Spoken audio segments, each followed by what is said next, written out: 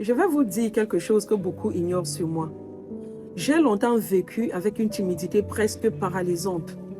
Quand j'étais enfant, demander la permission à la maîtresse ou au professeur me terrorisait beaucoup. Et c'est comme ça qu'au cours moyen 1, j'ai uriné sur moi en classe parce que je n'arrivais pas à demander à sortir. Et en 6e, j'ai littéralement fait sur moi en classe. Je me souviens encore des regards, des moqueries, des huées. Certaines humiliations, en fait, restent gravées dans une mémoire. Je pensais que je n'avais rien à dire, que je n'avais rien d'important, que je n'avais rien qui méritait d'être entendu. Tout ça pourquoi? Parce que pendant que j'avais été élevée, on m'avait rappelé que j'étais bête, que rien de bon ne pouvait jamais sortir de moi.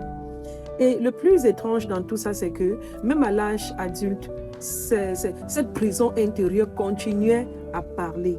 Parce que lorsque on vous inculque des choses à l'esprit, ça devient une prison intérieure. Ça faisait des années que je voulais commencer un ministère numérique, vraiment des années. Je regardais d'autres personnes parler, partager, s'exprimer, et moi je restais cachée derrière mes hésitations, derrière mes peurs, derrière mes complexes. Même commenter ce que les autres faisaient me terrorisait parce que je me disais, mais attends, qu'est-ce que j'ai bien là, qu'est-ce que j'ai bien à dire? C'est comme ça que je suis restée cachée. Oui. Et puis, un jour, il y a eu une paralysie faciale, une vraie tempête. Mon visage a changé, comme vous pouvez voir. La symétrie s'est installée. Et aujourd'hui encore, elle devient très visible. Vous voyez quand je parle, quand je ris, vous voyez au niveau de mes yeux, de ma bouche et tout. Mais humainement, c'est une situation qui aurait pu, ou alors qui aurait dû me pousser à me cacher encore plus. Mais paradoxalement, ce n'est qu'après cette paralysie que Thermovie est née. Comme si Dieu avait décidé de me montrer quelque chose. Le vrai problème, en fait, n'avait jamais été mon visage. Le vrai enfermement, c'était beaucoup plus profond. Parce que, avant même la paralysie, je n'arrivais déjà pas à me montrer. Et pourtant, par la grâce de Dieu, quelque chose a commencé à bouger en moi. Il y a quelques 2 ans de cela, j'ai trouvé le courage de lancer un groupe d'enseignement biblique. Waouh! Pour beaucoup, ça peut paraître normal. Mais pour moi, c'est immense. Et tout ça parce que Dieu ne me guérissait pas seulement physiquement, mais il commençait également à me sortir de ma coquille intérieure. Ensuite, Thermovie est arrivé. Au début en mode faceless, parce que même là, le courage ne venait pas d'un coup. Je ne voulais pas me montrer, je voulais rester cachée comme d'habitude. Mais progressivement, la transformation est venue.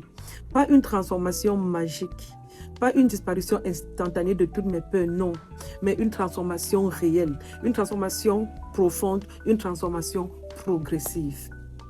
Aujourd'hui, est-ce que je me bats encore parfois intérieurement? Oui, je continue de me battre. Mais sauf que la peur ne dirige plus ma vie comme avant. Avant, je n'arrivais même pas à me montrer alors que mon visage allait bien. Mais aujourd'hui, même avec un visage asymétrique marqué par l'épreuve de la paralysie, je peux parler, je peux apparaître, je peux transmettre. Et pour moi, ça, c'est un miracle.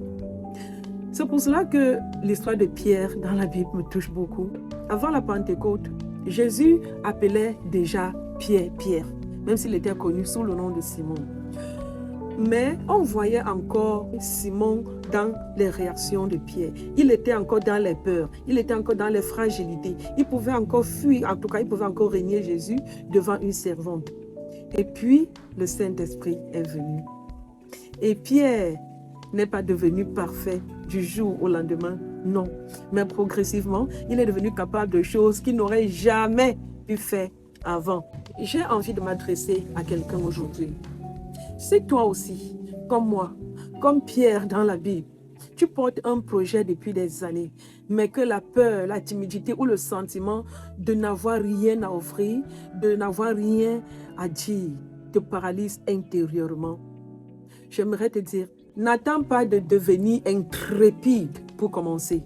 Parce que beaucoup de personnes courageuses ont commencé en tremblant, comme toi, comme moi. Et parfois, le courage ne ressemble pas à l'absence de peur. Le courage ressemble simplement à ceci. Faire malgré la peur. La Bible dit, car Dieu ne nous a pas donné un esprit de timidité, mais un esprit de force, d'amour et de sagesse.